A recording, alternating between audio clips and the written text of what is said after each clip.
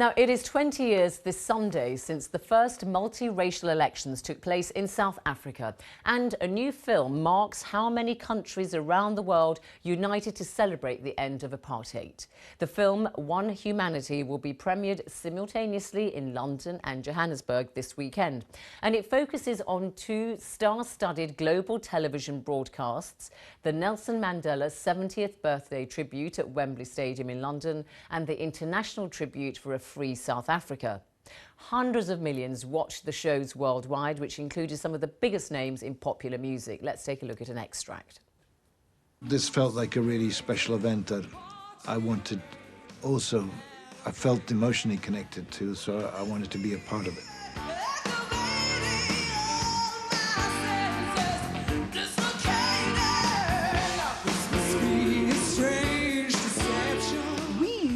As just individual musicians, we're just musicians. And we're endorsing something together. So it was really nice because it had that little twist. We were just having a birthday party. We knew that Mandela was inside and we knew there was apartheid, and you know, I wasn't very well versed on the political side of it and what was going on, but I knew how I felt. He was labeled as a terrorist by Margaret Thatcher. And so anybody that was supporting Mandela is supporting a terrorist. So from that perspective, we were being rebellious. Yeah. That was Annie Lennox. We also heard from Chrissie Hynde and Peter Gabriel talking about why they championed the anti-apartheid cause. Well, joining us now from Johannesburg is the man behind those historic broadcasts, the British journalist Tony Hollingsworth. So, Tony, for those who don't remember, just remind us, what did the 70th birthday tribute to Nelson Mandela involve? Well, it was 100 countries on television, 600 million people watched it, 83 artists were involved, and they were all there to demand the release of Mandela from prison. That was 1988, on his 70th birthday. And then within some 16 months of that, his lawyer asked me to stage a second event, which would be after his release, that he'd attend. And that was there to celebrate his release, but also to give him a platform to speak to the world and remind the world that his release was not the end of apartheid and that they should be pushing until free elections, which of course are being celebrated this Sunday, the 20th anniversary of the free elections. But it was a mammoth operation that you undertook then, wasn't it, Tony? I mean, what were your motives at the time? Why did you want to do this? Well, it was a terrible thing. It was an inhuman system, the apartheid system, and it needed to be dismantled. And I was given the opportunities in the 80s. So many other things had already been done. Really, the international solidarity movement had been built since 1946, from as early as when Mrs. Pandit went to the 1946 United Nations. Mrs. Pandit, the sister of Nehru, and put a motion down against racist South Africa and won the motion against Jan Smuts. And that was really when it was put on the international agenda that there was this racist system in South Africa.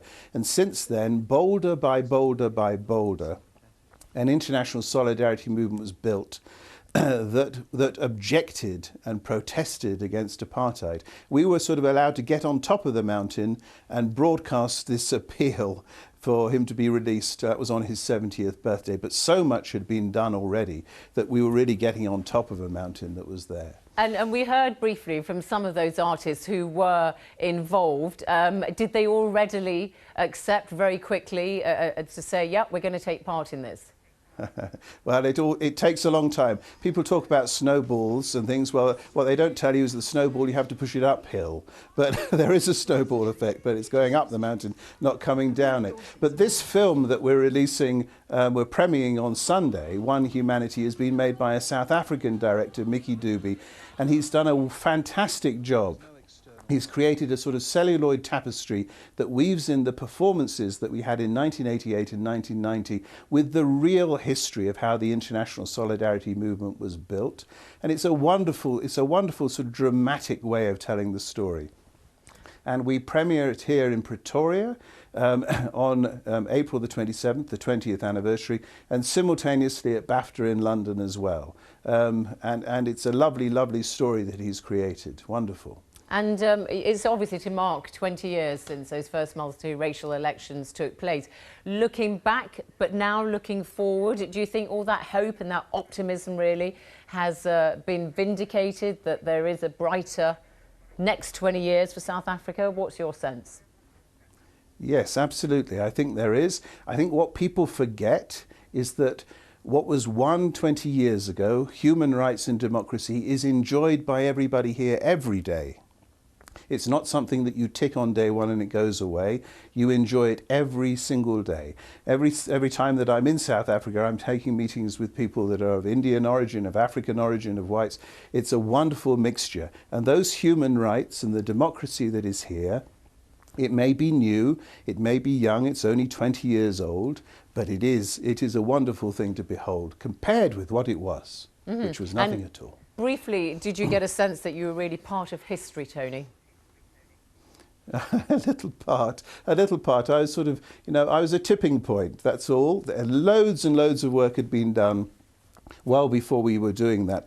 But we were sort of at a moment in history, a very important moment. In 1985, Gorbachev got in, started negotiating with Reagan. By the time you get to 86, 87, the Cold War is ending.